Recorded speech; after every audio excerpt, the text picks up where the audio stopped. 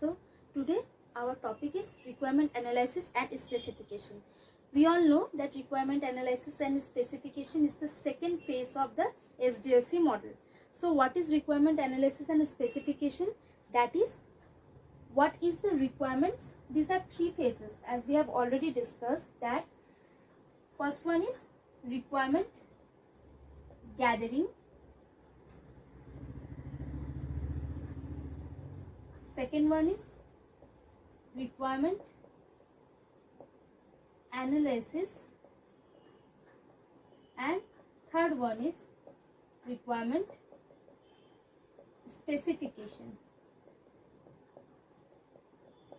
Okay, so one more thing, if you want to see the previous classes, you can see the previous videos of this channel. Okay, so what is this things? Requirement gathering, analysis and specification. Now these are the three main stages of our requirement analysis and specification phase. But who are doing this requirement analysis specification? We know that development team, different development teams are hired to make different phases of our SDLC model. So the people or the development team who do this requirement analysis and specification, that is these three phases, that whole team is known as system analysts. That is system analyst. Okay, they are known as system analysts. What they do? They do this kind of gathering, analysis and specification. Now what they do in here? First of all, they are gathering the information. In requirement gathering phase, what they do? Basically, they first gather the information for our first phase, from interviewing or from discussing with the customer, going to the different sites, gathering information. That is our requirement gathering. Okay, that is gathering. Gathering here, what they do? They just get the information by interviewing, or maybe some meetings or discussions, meet, discuss, like this. Okay, now what is in specification? That is, next one is analysis. What they do in analysis? Analysis, what they do? After getting the information, they see that what things we need to be incorporated in our particular system. That is, what things, what resources we need, what are the main basic requirements are there, what things the customer needs, and what resources, what kind of budget, the economic feasibility, everything is seen within this particular thing. That is our analysis phase.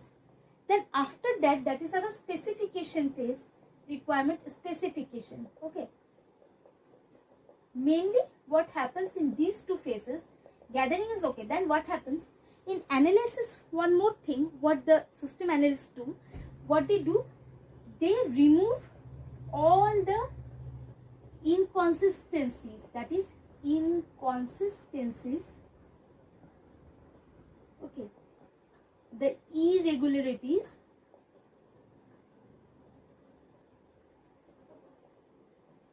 and make the whole thing complete. That is, the incompleteness is also, they make this complete. The irregularities, the inconsistencies, all things which are, suppose some redundant data is there, some irrelevant data is there. So what they do? They first of all remove this kind of things.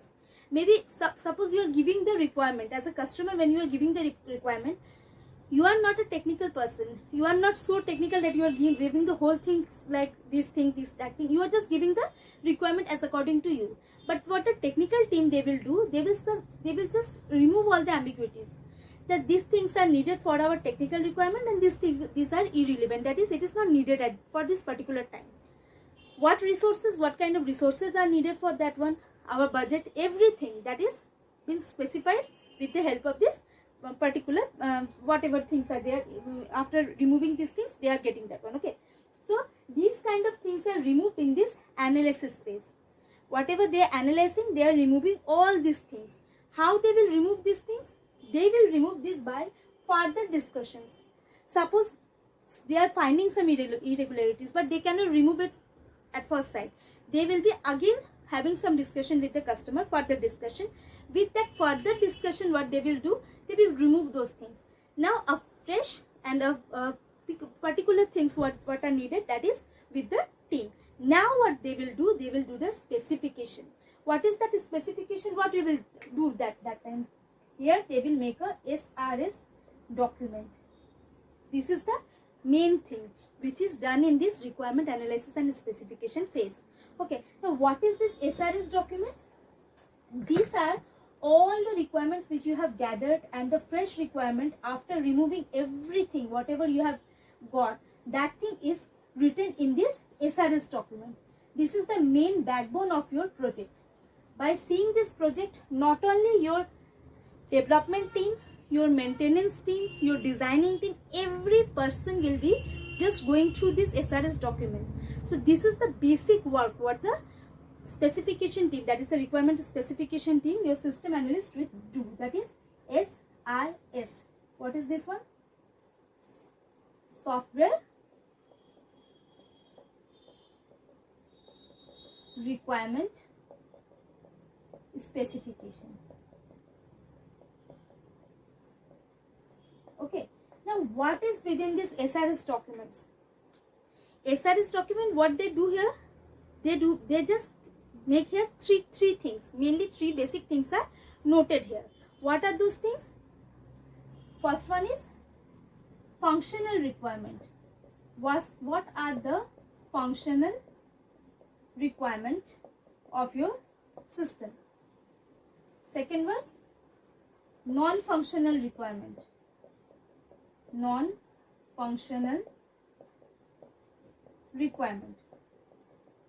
And third one, goal of implementation. Goal of implementation. Okay, so these are basically the three things which are mainly in the requirement analysis and specification phase, which are given in this SRS document. Okay, now what are these things? What are functional, non-functional requirement, goal of implementation? What are these things? We will go one by one. So first one is functional requirements. What are functional requirements? Functional requirements are basically what we do here. Suppose you are having a high level function. Here we are working with a high level function. What it will do? It will be taking an input from you, from the user. Maybe it will be it have one input, or maybe some more inputs, n number of inputs. They are getting that inputs. What are that this thing is doing? This high level function, it is this processing that input and it is producing a output, particular output. So this is our high level function, that is high level function fi. Okay, this is our high level function. Now what is going on? This is our input. Suppose I1, this is going there, I2, like this, IN. These are our input. Okay, now what is happening? In this high level function, what is happening? It is going on for some processing. Some processing is done here in this particular high level function. It is changing, or it is transforming these inputs to their respective outputs. Suppose this is O1, O2, ... and it is On. That is your outputs. So basically what is the function here? Functional requirements are those things, those particular requirements which have these particular things. That is a high level function which will have some input given by you, maybe one input, maybe n number of inputs, and what it will do, it will transform those inputs to a particular output. Then so this is the basically what things are there. They are only functional. What are the functions of your system? Mainly what your system is going to do. Those functions are only given here. Okay, what your system, mainly basically what your system is going to do. The input, the output, and what things are going on within this high level function. Basically this is the main thing, high level function. what kind of function you are giving. The transformation function, this is the main thing here. So these things are known as the functional requirement. Okay, now we will again describe what is, I will describe you what is that these functional requirements are. Okay, now second thing is non-functional requirements. Okay, non-functional requirements, what are those things? Non-functional requirements. Non-functional requirements are those requirements which cannot be processed as functional requirements. Then what are these things? These cannot be processed. What are here? If I am showing you how my system is working, that is the function of my system. But when I cannot just express anything, that is how I am going to maintain my system. That is non-functional. That is not regarded as your function. What is the function of your system? That is okay. You know that one. That is a functional requirement. But apart from that, suppose the usability. What is the use of your particular system? Portability. How your system is going to be adapting to different environment, or how it is going to adapt for a particular, again a new update. How it is going to adapt. So this is the portability of your particular system, or the maintainability after delivering your particular software, how your software is going to just maintain, how you are going to maintain your software. So these things, that is maintainability,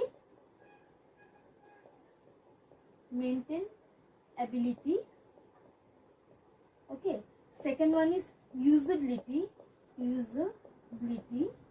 and third one is portability, or your adaptation, how your system is going to be adapted. So these kind of things are going to be in your non-functional requirement. It doesn't have anything to do with your function. Function is what? Giving in input, it is transforming you, it is doing some function and giving you the particular output. But non-functional means it have nothing to do with my function of my system. It will not hamper any kind of thing with my particular function. But the non-functional things which are going, they are also part of your software. You have to maintain your software. Your software should be reliable, it should be portable, as well as the usability of your system should be, your software should be there also. So these kind of things, they are been given, set up in the non-functional requirement. It is put in the non-functional branch of your SRS document. And third one, what is the third one? That is goal of implementation. What kind of thing comes under this thing? That is goal of implementation.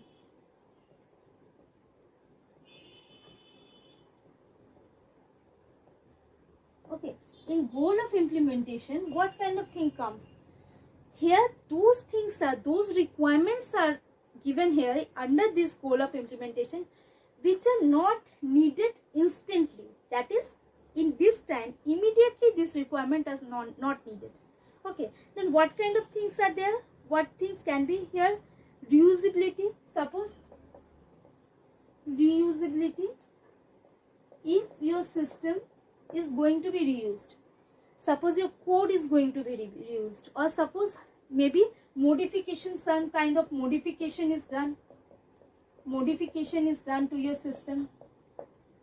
This can be also there. That is, if your system, the customer needs that maybe my system is updated to a later version, some more updates are going to be in my system. So these kind of things are done, which are supported for the future. These things, whatever things which are supported for the future, okay, means supported for future use. These kind of things are stated here, noted here under this goal of implementation, not for this immediate purpose. These are the things that my goal which I will be implementing in my future use. Maybe some codes, maybe the whatever modification if I am going to do, the reusability of my system, how I am going to reuse my system, the codes as we have already seen our RAD model. So these things are going to be within this particular thing. Okay, now how we are going to get these things? Functional requirement, this is the basic thing, that is our functional requirement. Other things, this is for the future, and the non-functional requirements, it's for modification, it's for different maintainability, different things. But main thing is our functional requirement. Now we will study about functional requirements. Okay, different things about functional requirements. So what are these things?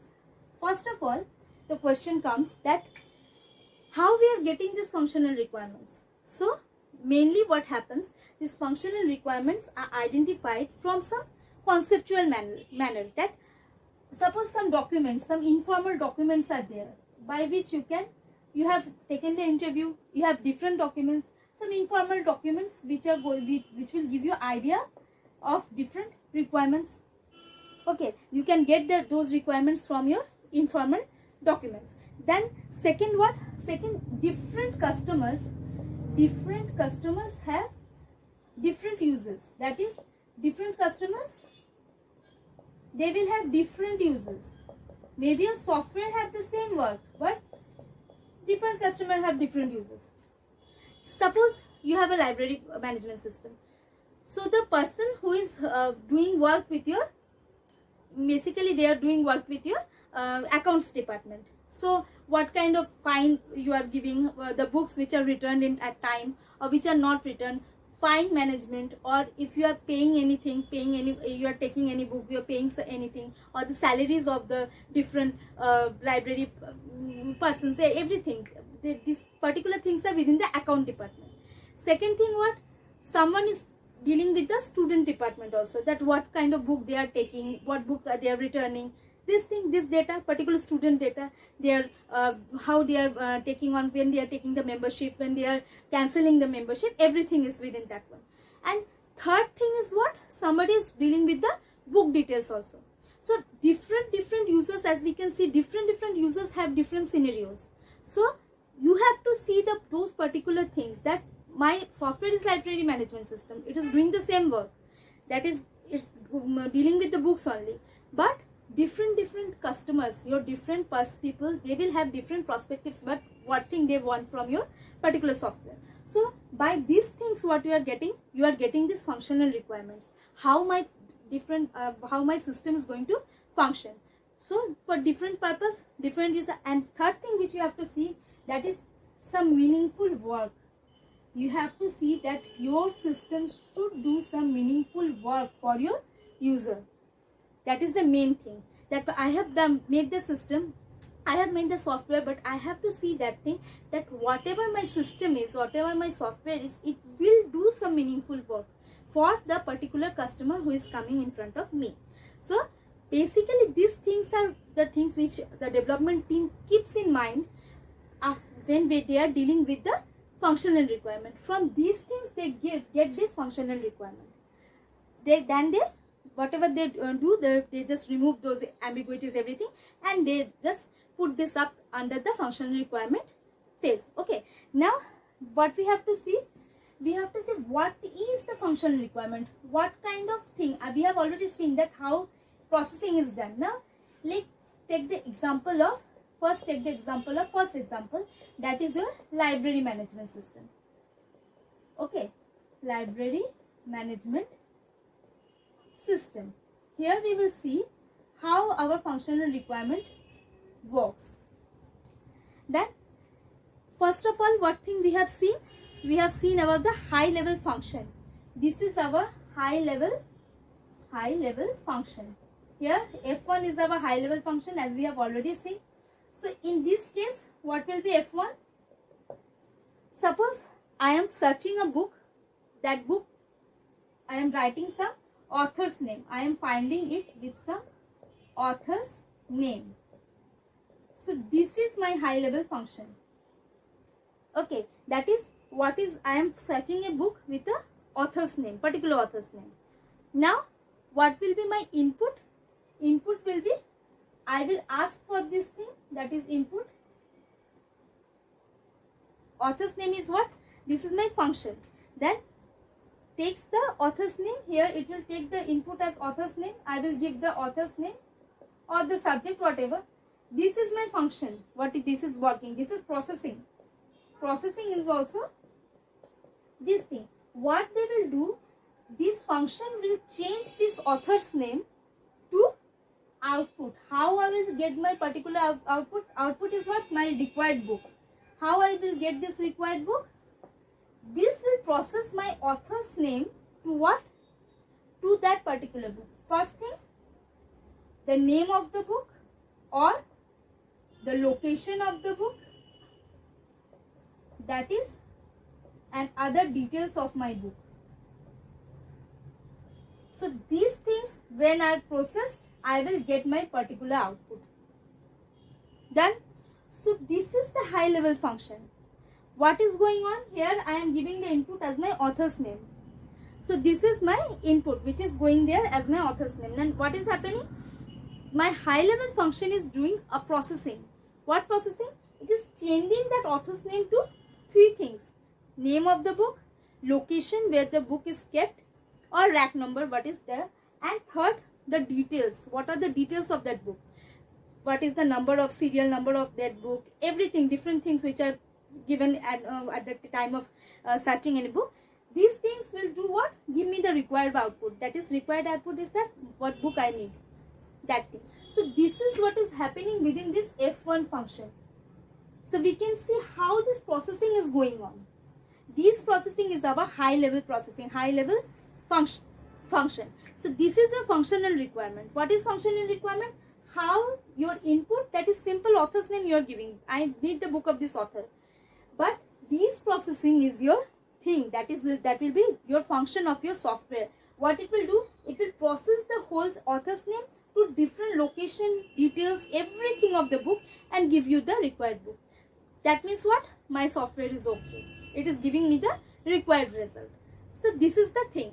Now we know that how this is functioning, how functional requirement, whatever thing, how we will be just setting this functional requirement, what requirement or whatever thing, how it is functioning.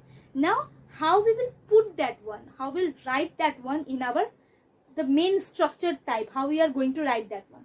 Okay, so for this we are taking a simple example again. Suppose the ATM. Okay, everyone we know that one, how the ATM works. So here let's see how we will write that one. So first one, your requirement 1.1, requirement 1.2 and requirement 1.3. Then so first we have to see many things. The account number, your whatever money you are going to get, everything that will be written here, type of account, everything, you know, whatever data you need for going to an ATM. Okay, then first one is select. This is how we are going to make the SRS document for functional requirements. Okay, select money withdrawal option. This is what our processing will be. Select money withdrawal option. Now for this purpose, what will be the input? Input will be what we do. We will just select this one, money withdrawal. We will select this one. This is our input. We will input what? I need to withdraw my money. Okay. What will be the output from ATM? That is account type. What is your account type? Then second one is select account type. This is my requirement, first requirement. Second requirement is select account type. Now what will be my input for this particular thing? I will give my account type. What is my account type? Okay, fixed account or whatever thing, your savings account, anything. Then after that, what will be the output? It will ask for your money, how much money you need, the amount, money amount. Okay, withdrawal amount. It will ask about that one. Maybe the range, which range is there, particular range. So this will be your output. Then now third function is what? Amount withdrawal. Here it will be amount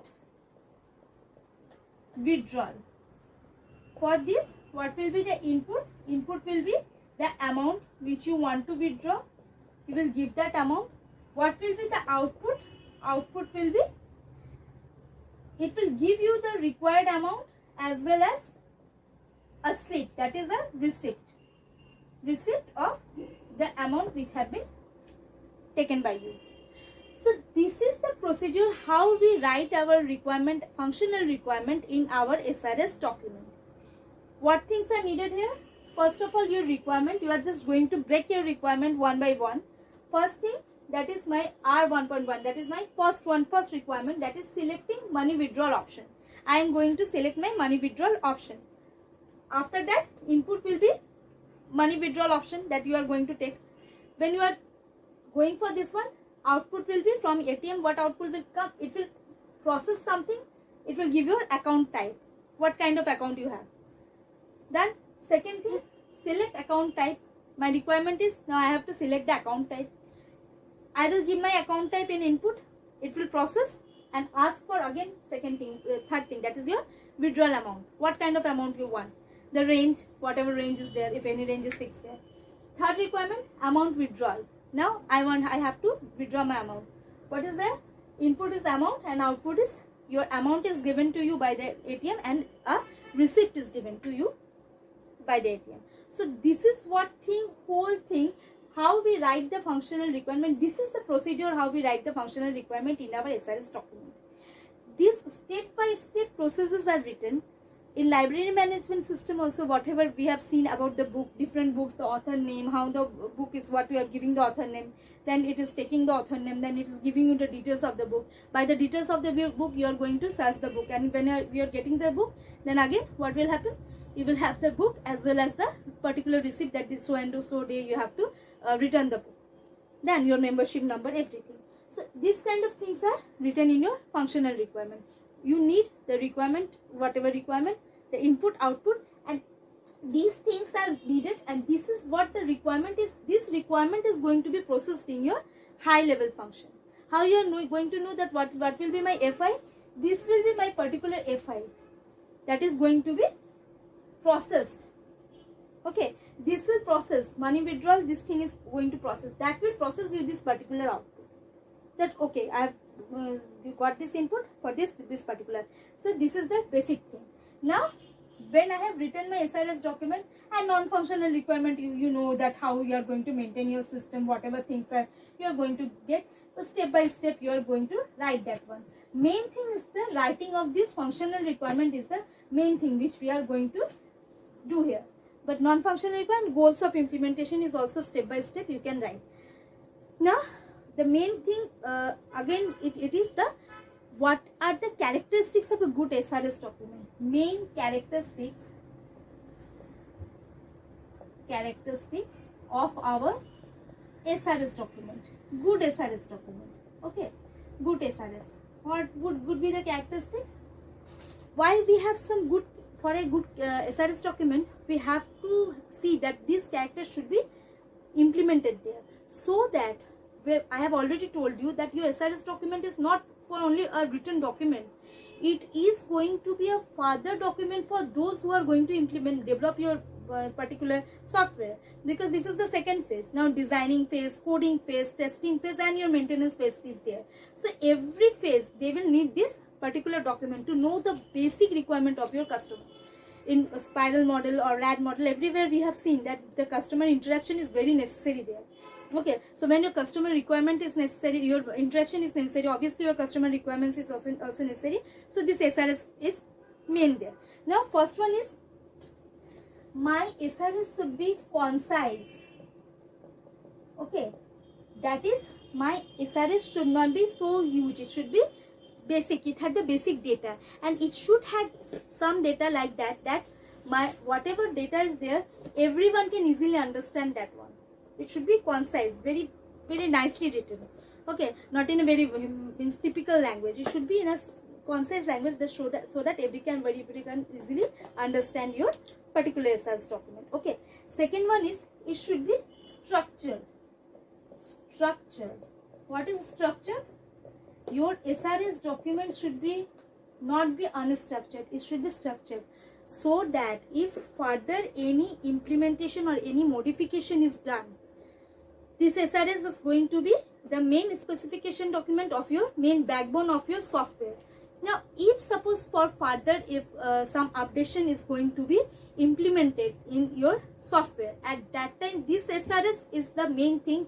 This is the helpful hand which you are going to get to implement those modifications, where the coding you can change, where the designing you can change. You are not going to make, again you are not going to develop a new system. No, what the customer will ask to you, not make again to a new system. They will ask you that please implement these things, modify these things, or implement these new features in my particular software. At that time, if your particular SRS is structured, you can easily go through that SRS and you can easily modify your system, okay, your software. It will be very good for your budget, and as well as it is not going to be time consuming. In a very short period of time, you can give a basic thing, or you can give the main thing which are required by your customer. Modification can be done or updation can be done. So your SRS should be very structured. Okay, third thing is what? Black box. That is black box view. It should be off the black box view. What is black box view? We will see what is black box testing in our other classes in testing phase. Okay, now basic what is the black box view? That is, black box view means what? Only this is suppose your software, and here what is your how your software is going to work, how software is working. This is what is within your box. That is your internal assessment, internal things what are within your software. But here it will be only the black box view. What is that? How my software is working? No. What thing I am implementing? No. Only the things my software is going to do these things. These functions are going to, my software's functions are going to be there. Only what working, what things are, what my software is going to do. What my software is going to do. Only what thing my software is going to do. How it is going to do is not important. It is not given in the SRS document. It should be concise, very concise, that whatever my software is going to do, that is only written there. I am giving the input, these are the functions done by the software, and output. But how this thing is, this processing is going to be done, what resources are used, how I am developing that software, everything is not given here. Then, so it will have only the black box view. Second is, fourth is conceptual integrity. Conceptual, okay, integrity. That is integrity. That is how my whatever things I am giving, the readers should know, the readers can easily understand whatever things is there. The concept should be clear. Okay, only one concept should be there. Whatever thing your software is going to, I am giving different concepts. No, a particular concept should be there, that my software is going to do this thing. Why? So that every developing thing, every development worker who is going to work on your software, they can easily understand what is the main concept of your software. Very clear, very concise, very clear.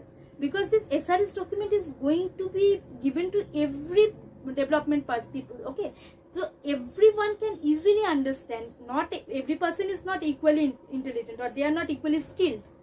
So every person can easily understand your particular concept. This is my concept. The concept should be very clear, so that this can help everyone, every people. Okay, and last one is verifiable. That is, they can verify that one, that whatever thing my customer wants, whatever thing my customer needs from this software, yes, my software will help that purpose or will solve that purpose. So your particular SRS document should be verifiable, that it is verified, that whatever thing you have to see that one, that whatever thing your customer needs, and everything, after doing everything, every design, everything, that yes, my software is giving solving that purpose. So these are the basic things which should be in your a good SRS document.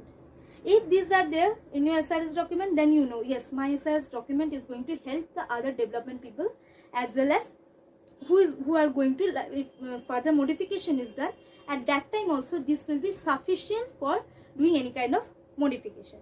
Now, if I am not using a SRS document, why we are using this one. If I am not using this SRS document, what will happen? Now let's see. What are the things, what are the problems which are faced if you are not using a particular SRS document? Okay, we have seen that these are the particular characteristics which are for a good SRS document. We are not following this one, we will not get a now what are the problems faced? Okay, problems if we not problems of not using SRS. What problems will be faced? So first thing, the system which the whatever customer needs, okay, what thing the customer needs, your customer needs are not specified. Needs are not specified. Okay, specified. That is, every time, every model does not have this customer interaction. Every model, we have seen that in classical waterfall model or iterative waterfall model, their customer interaction is not there. So every time you cannot just call your customer and ask again and again. You are going to ask, okay, what is your requirement? Yes, please you just tell me again. No.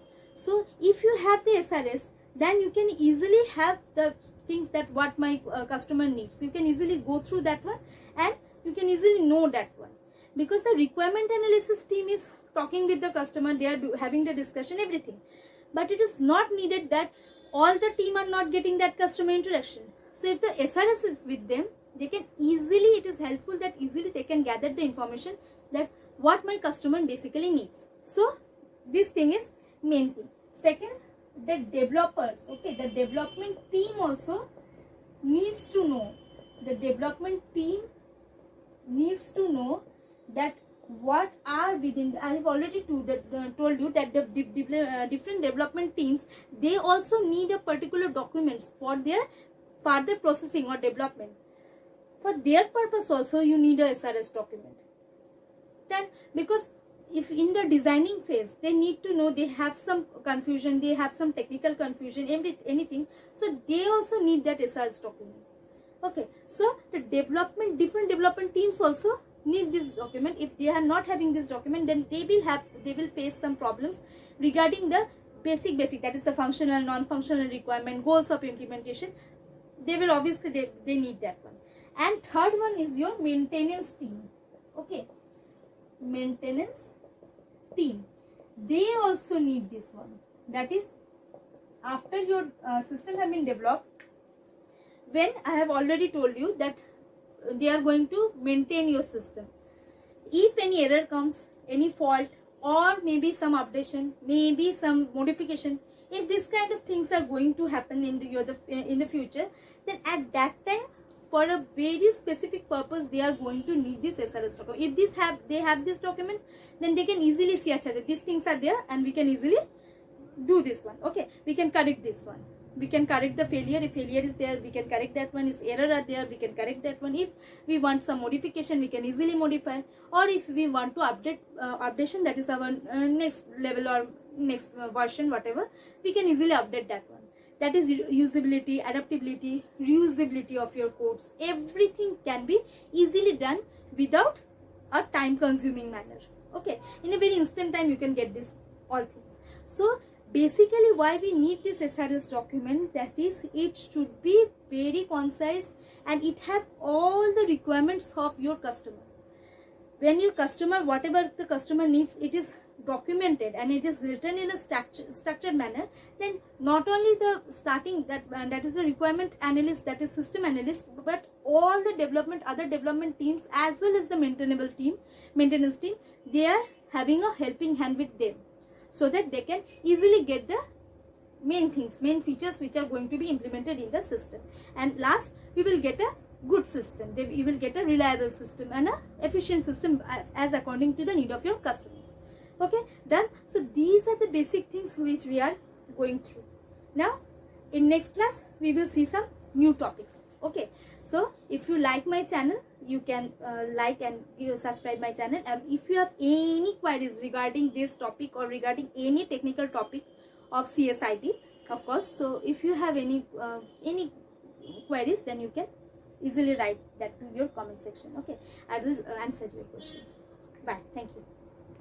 So today our topic is decision table and decision tree. So what is a decision table or decision tree? First of all, we will go for decision table. Decision table is the tabular form of whatever thing we are taking as input from the user and whatever thing is going on in the processing of that input and the particular selection which are going to be evaluated. Okay, what is the condition? First of all, when the user is giving some input, the condition, whatever condition is going to be taken, and the particular output or the actions to be we are going to take, that is done in a tabular form, that is called our decision table. So let us take an example. Suppose we are taking the example of library management system. So what happens in a library? Here we can see this is a particular decision table.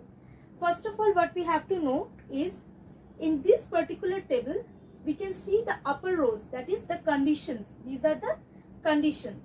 Okay, and after these conditions, what conditions are going to be in your decision table or a particular library management system?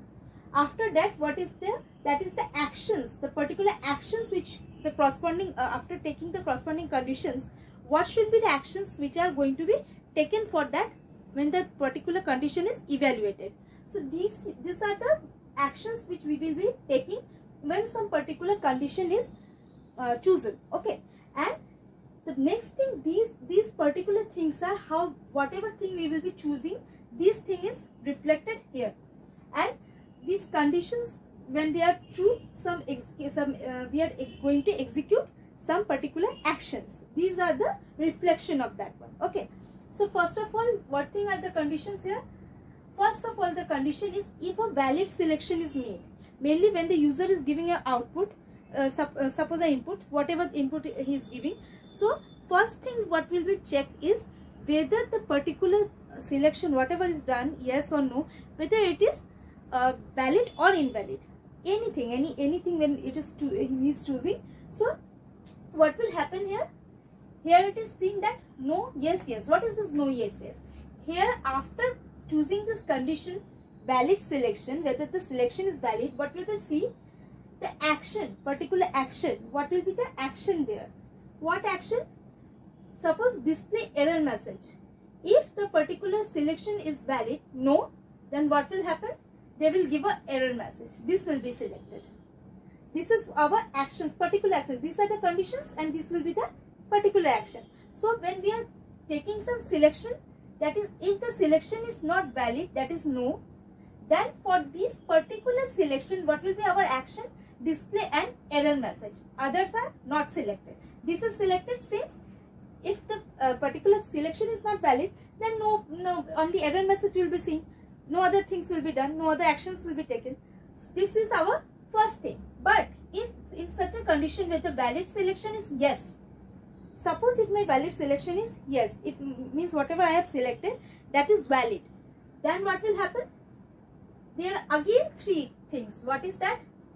New member, renewal and cancellation. Library management system can have three things. First one is if I am going to be a member of my library management system, so I will be a new member. Okay. Second one can be what? Renewal. What is renewal? That is if I am going to renew my membership. At that time, whatever was the expiry date of my membership, from that day it will be updated to a particular another date. Okay. And third one is cancellation. If I want to cancel my membership, then that will be for the cancellation. So these three are the things when we are selecting some. If my selection is valid, then these three conditions, mainly these three are the conditions. So first one is what? If my selection, whatever I have said, given whatever things if I want from these three things, then first thing will be seen what? Valid selection. If my selection is not valid, whatever thing I have selected, if it is not from these three options, then error message will be shown. First of all, what will be my main thing? That is whether you want to renew, whether you want to whether you want to be a member, whether you want to renew, or whether you want to cancel. If from these three nothing is selected, then it's okay, no, error message. But if my selection is yes, that is yes, what from these three I want one, that is new member. I want to be a new member, that is this one is also yes. If and others are okay, no. So renewal no, this one no. Only what? Yes. For valid selection I have given from these three, yes. Now new member, I want to be a new member. Okay, then what will be the action taken? If I have selected for a new member, then these will be my actions. The library management system, my software, will ask me 3 questions. Ask me the member's details, whatever name, your address, your phone number, etc, etc. What are the basic details of the member, that will be asked. Then what will happen? It will build a record, customer record. Whatever details I have given, it will build a record of customer, that where it will put my name. And third one, it will generate a bill, particular bill for when we are going to be a member of any particular library. A certain amount is given, so that particular amount, that is, it will generate a bill. These 3 things are done, these 3 actions are taken when I am selecting a new member option. Then this is for valid selection and new member. Now for next step, if I am selecting a valid number, that is from 1 to 3, I am selecting this new renewal option. Okay, for this renewal option, here what? Valid selection, since from these 3 I have selected, so it's the valid selection. Again what? Renewal. These are no. This is yes, because I am going for the option number 2, renewal of my library card, okay, or my membership. So for that one, again the action, what will be the action for this column? That is, first one, here it will first of all it will ask for your member details, whatever is your name and membership number.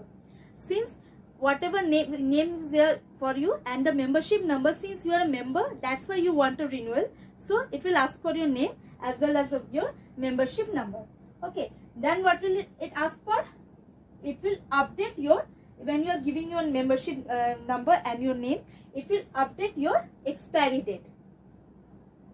Then so these two actions will be taken as soon as you are giving the condition of renewal or renewal of your membership card.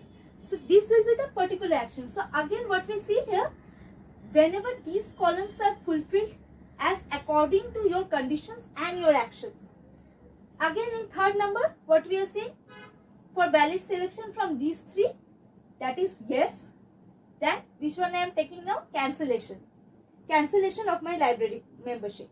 So here what? These 2 are no, this is yes. Yes, for cancellation I am giving. Now for cancellation, what they will do? Again they will ask me my membership number and my name. Since I have the library card, so that I can cancel that one. Of course I have the library card and the membership number. So I will they will ask me for the membership name and membership number. When they will ask me the membership name and membership number, then what will happen? After giving that, they will delete my record. Now what? No updation is not done. Now it is done what? They will delete the record from the library management system or my software. So what is happening here? Again what we see here, that for the particular condition which is there in my upper section of my table, these all conditions, when they are first, we see whatever conditions are fulfilled. When the first of all the user is given some whatever input he is putting, at that time what will be seen? First thing you will see that what are the particular conditions. When we have seen the conditions for yes or no, whatever is there, you have to fulfill that in this particular upper section. When you have fulfilled that upper section, regarding this corresponding particular actions are seen which are given in this lower section of the table. Whatever system you take, suppose you are taking hospital management system, suppose you are taking railway management system, banking system, anything, banking or any patient information system, anything, whatever you are taking, first of all you have to choose from your particular whatever management system you are taking, from that you have to choose the conditions, which conditions are going to be seen in this particular software. If a software is giving some condition, at that particular condition when the user is selecting anything, they will have some corresponding actions which are to be taken. And when they are taking that particular action, then you are getting some output. That is your valid output. That's the software is working correctly. So this is what is called the performer of our decision table. First, you have to write the conditions in your upper section and actions in your lower section. And one thing which you have to exactly see in this table, which you have to focus on, that is always see that when you are writing, you have to give a particular action section so that these two can be easily separated. Second thing, you have to see that for this particular every no, yes, you have to see for particular details. This thing is perfectly done. Okay, because you have to every time for every particular option you have to see the particular actions. This is what is called our, and this is the representation, tabular form representation of our decision making. Whatever decisions are taken, then the actions, particular actions. Okay, now what we have to see next, how this performer, this thing, we are going to change it in a decision tree, in a tree manner. How we are going to do that one. Okay, so this is our decision table. Now let's see about decision tree. These things are mainly done for our condition validation and whatever actions are going to be taken. So to make those conditions and actions very easily, we perform this kind of tabular form and tree formation of decisions. Okay, now let's see how we are going to form this. So first of all, what we see here, let's first see that what actions and other things we are going to make. That is, first thing is, if for a valid selection. Okay, for a valid selection, so what will be the action?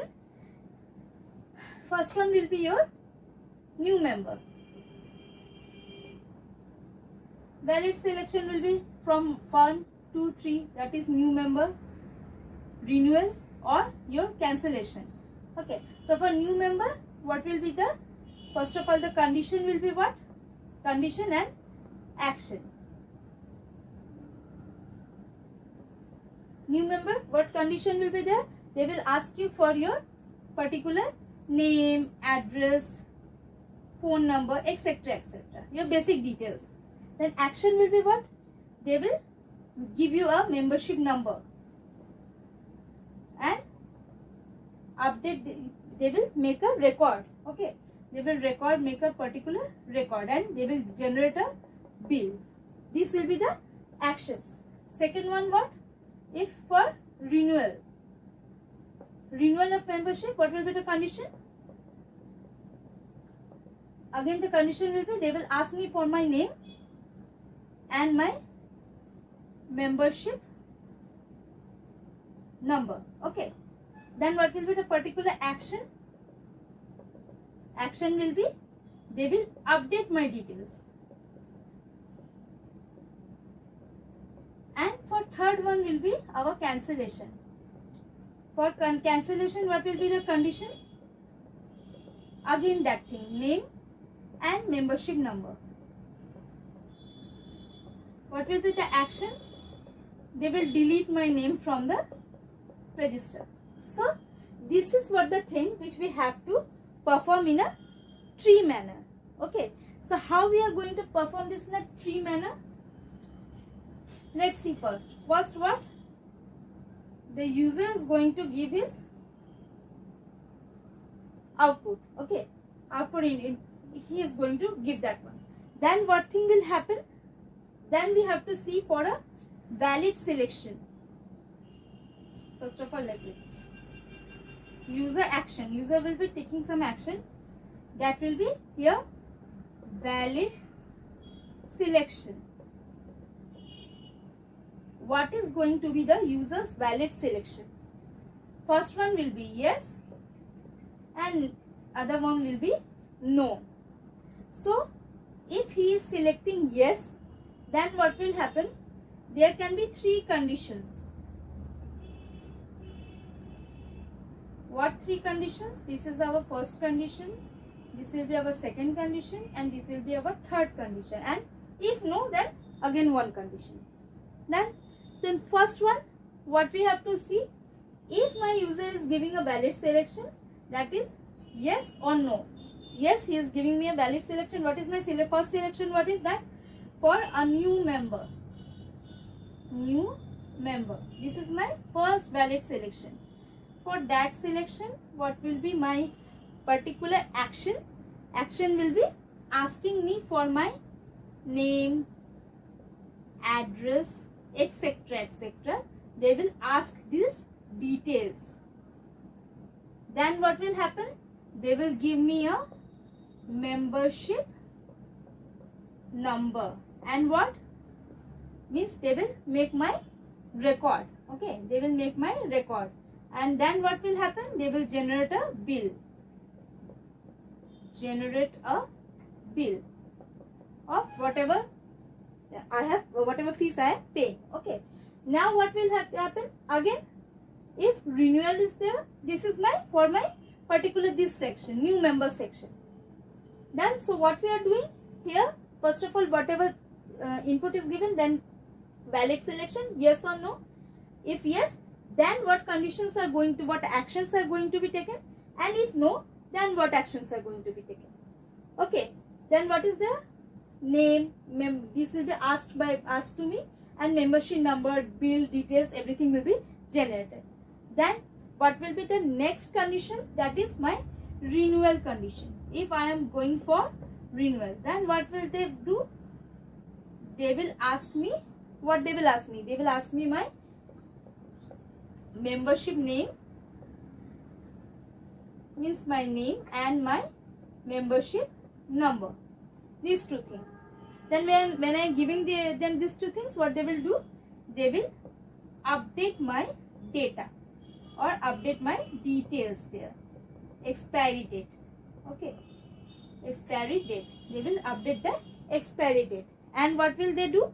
They will again print a bill. Since again you have to give some payment, whatever fees you have to give for updation, that thing will be given, that your bill is given. You are submitting that fees and you are getting a bill, and your details, whatever member details is there, that is updated. So this is my second condition, that is my renewal condition. Then for this condition is also done.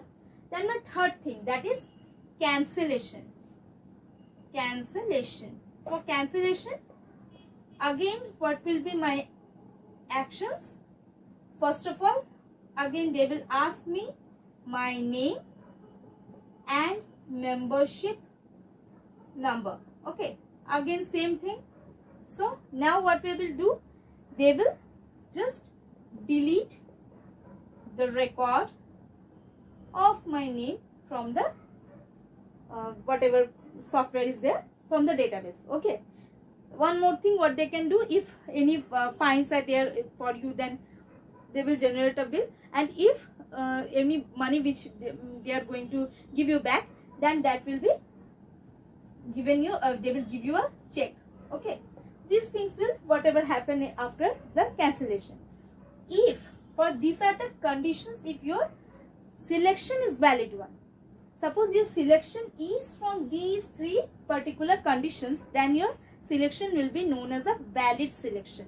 Okay, for this valid selection, what they will do? They will give you, yes, that these are my conditions, and after that these are my actions which are going to be taken for those conditions. Then what will happen? If my selection is not from these three, no, then what will happen? They will generate a error message. Generate a error message. So this is what is called a decision tree. This particular performer is our decision tree. Whenever you are going to make a decision tree, first thing which will be your user data, what they are going to give. After that, you have to see whether your selection is, whatever the user is selecting, that is valid or not. How you will know that one?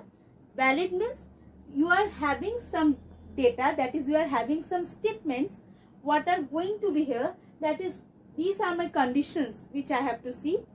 That will be your statement of the particular software, what your software is going to act.